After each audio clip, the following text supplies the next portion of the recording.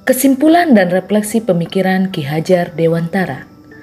Teman-teman guru hebat Indonesia, di kegiatan pendidikan guru penggerak ini, kita akan diperkenalkan prinsip dan konsep pembelajaran paradigma baru yang berpusat pada murid, serta mempersiapkan diri sebagai guru yang dapat mengimplementasikan profil pelajar Pancasila dan capaian pembelajaran dalam kurikulum Merdeka.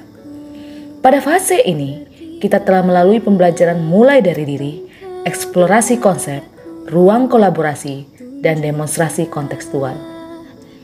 Dari seluruh pembelajaran tersebut, guru sebagai pendidik diharapkan dapat merefleksikan diri berdasarkan pemikiran filosofi Ki Hajar Dewantara, mampu berpikir kritis dan berdiskusi dalam kelompok, dapat mendesain strategi dalam mewujudkan pemikiran Ki Hajar Dewantara, pendidikan yang berpihak pada murid sesuai dengan konteks diri murid dan sosial budaya di daerah asal, dengan menggunakan media kreatif serta mampu memberikan perspektif refleksi kritis tentang pemikiran filosofi pendidikan Ki Hajar Dewantara.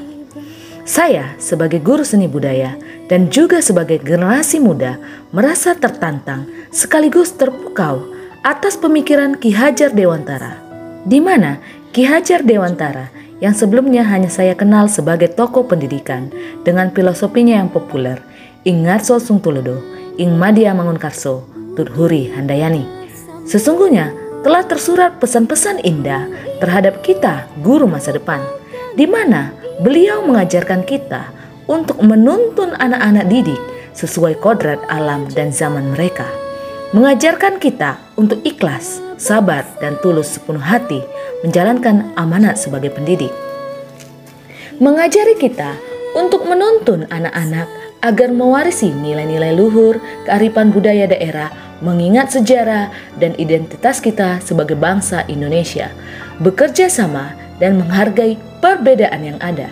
Bhinneka Tunggal Ika, mengingatkan kita bahwa pendidikan bersifat dinamis, kita harus menerima adanya perubahan dan globalisasi, mengikuti perkembangan zaman dan teknologi tanpa melupakan jati diri sebagai bangsa yang berbudaya.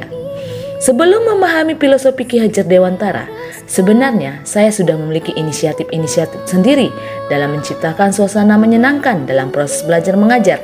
Tetapi ego saya sebagai guru masih terasa kuat, yaitu memaksa siswa saya agar mencapai tuntutan materi yang ditetapkan pada kompetisi dasar. Serta ketika saya ingin mendisiplinkan anak, tanpa sadar saya telah menciptakan ketidaknyamanan dalam pembelajaran.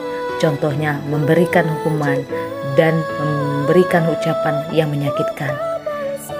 Yang berubah dalam pemikiran atau perilaku saya setelah mempelajari filosofi Ki Hajar Dewantara adalah saya sadar yang terpenting dalam pembelajaran bukanlah materinya, melainkan anak yang saya didik.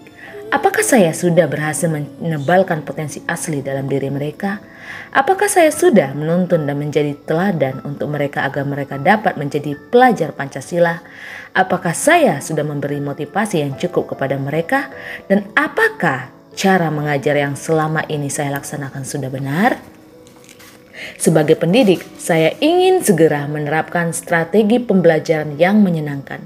Dengan tahapan pembelajaran yang tepat, saya ingin menyapa peserta didik saya dengan yel-yel bersemangat, mendengarkan review pembelajaran mereka sebelumnya, memberikan penguatan materi yang mudah dipahami, menggunakan metode pembelajaran kerjasama, berpusat pada anak, bermain sambil belajar, umpan balik dan refleksi di kelas, serta menerapkan media pembelajaran yang komunikatif, kreatif, dan inovatif.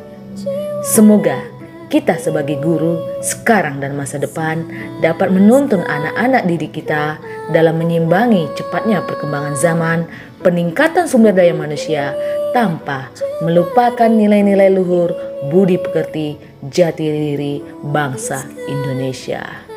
Guru Indonesia, guru hebat, tergerak, bergerak, menggerakkan.